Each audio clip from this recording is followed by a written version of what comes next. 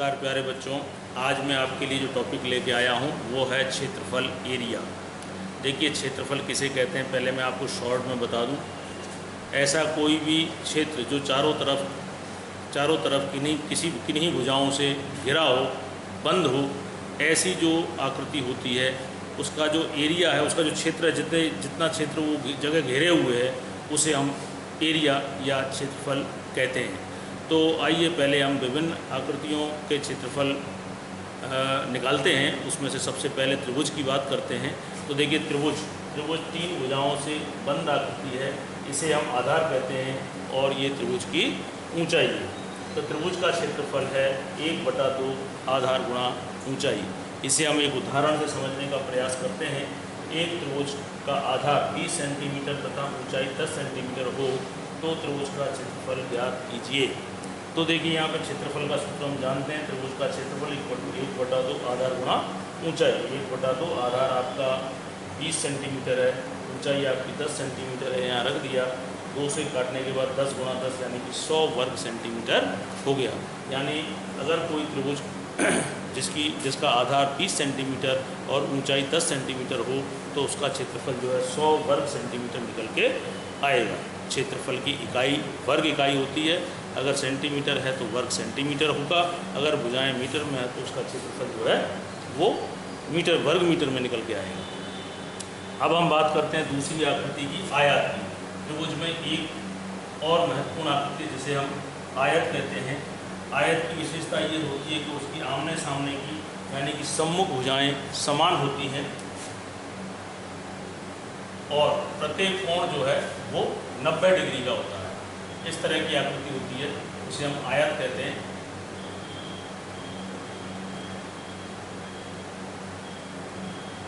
ये 4 भुजाओं से बंद आकृति है। इसमें आमने सामने की यानी कि सम्मुख भुजाएं समान होती हैं और प्रत्येक कोण जो है वो 90 डिग्री का होता है।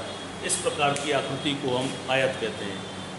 इसका क्षेत्रफल निकालने के लिए हमारे पास जो सूत्र है वो है लंबाई गुणा चौड़ाई। अगर इसे हम लंबाई कह दें और इसे हम चौड़ाई कह दें तो आपका इसका क्षेत्रफल निकल के आया लंबाई गुणा चौड़ाई। इसके लिए एक उदाहरण ले लेते हैं कि अगर आपके पास कोई प्लॉट है जिसकी लंबाई 20 मीटर और चौड़ाई 10 मीटर हो तो उसका क्षेत्रफल क्या होगा। तो उसका क्षेत्रफल क्या होगा, क्षेत्रफल को लंबाई हमारे पास 20 मीटर है, चौड़ाई 10 मीटर है, गुणा कर लेंगे तो 200 वर्ग मीटर।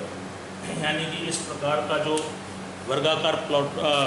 आयताकार प्लॉट होगा उसका क्षेत्रफल जो है वो 200 वर्ग मीटर आएगा।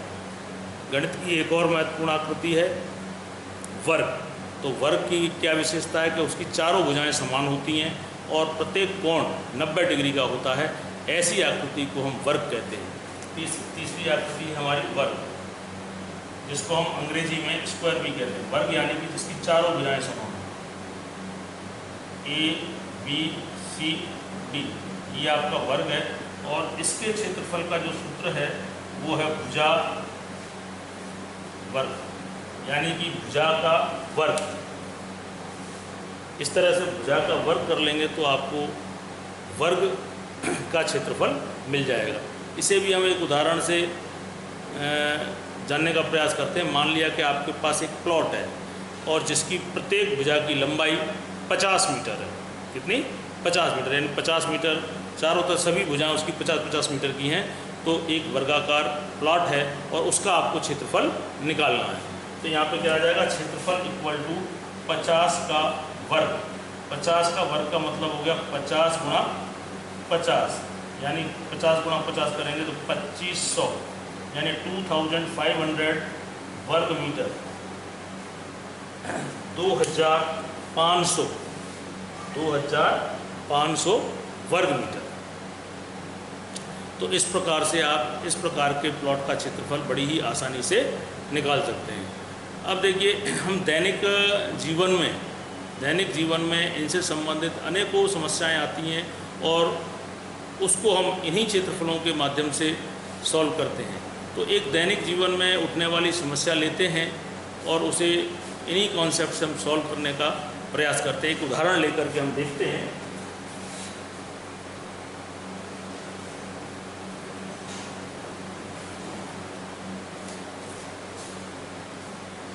देखिए एग्जाम्पल है आपका, एक बगीचा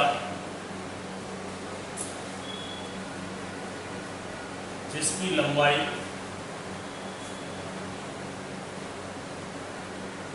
100 मीटर तथा चौड़ाई 80 मीटर है।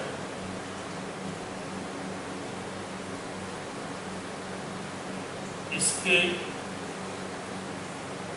अंदर की तरफ एक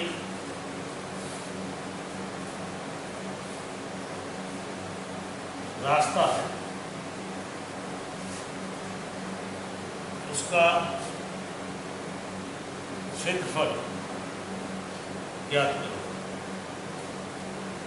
एक बगीचा जिसकी लंबाई 100 मीटर तथा चौड़ाई 80 मीटर है, इसके अंदर की तरफ एक रास्ता 10 मीटर चौड़ा, एक रास्ता 10 मीटर चौड़ा है, उसका क्षेत्रफल ज्ञात कीजिए। यानी कि इसका आपके पास एक प्लॉट है जिसकी लंबाई कितनी है 100 मीटर, चौड़ाई कितनी है 80 मीटर, और इसके अंदर एक 10 मीटर का रास्ता है। यानी कि 10 मीटर इधर, 10 मीटर इधर, 10 मीटर इधर और 10 मीटर, 10-10 मीटर का चारों तरफ रास्ता है। इस रास्ते का आपको क्षेत्रफल ज्ञात करना है। तो अगर इसको हम नाम दे दें A, B, C, D, E, F, G, H, तो देखिए ये 100 मीटर है, इतना 100 है, और ये 10 मीटर, तो इसकी लंबाई कितनी होगी 80 मीटर आ गई, क्योंकि ये 100 है तो 10 इधर से और 10 इधर से कम, यानी कि 80 मीटर की होगी। और ये 80 है तो ये कितना हो जाएगा 60 मीटर, क्योंकि 10 इधर और 10 इधर। इस तरह से जो अंदर की तरफ जो आयत बन रहा है वो 80 बाई 60 का होगा, और ऊपरी जो आयत है वो 100 बाई 80 का होगा। अब आपको क्षेत्रफल निकालना है इस बीच के रास्ते का। तो कैसे निकालेंगे आप? रास्ते का